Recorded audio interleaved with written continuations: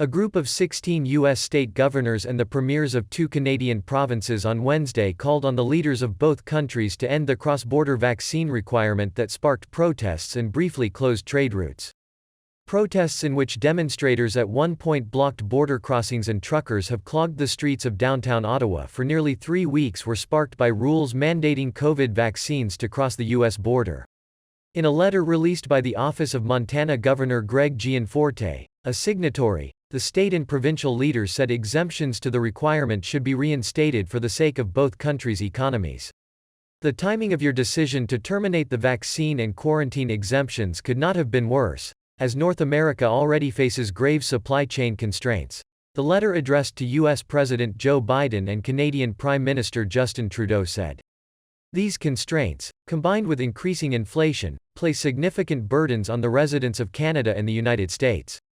All 16 U.S. governors who signed are members of the opposition Republican Party. They were joined by Alberta Premier Jason Kenney and Saskatchewan Premier Scott Moe, who has endorsed the truckers' convoy. The trucker movement at its peak included blockades of a half-dozen border crossings, including a key trade route across the Ambassador Bridge between Windsor, Ontario and Detroit, which was reopened after police cleared demonstrators over the weekend. The U.S. economy has struggled with decades-high inflation and shortages of components and workers, including truck drivers, over the past year, harming Biden's approval ratings. Canada saw its price increases hit a 30-year high last month.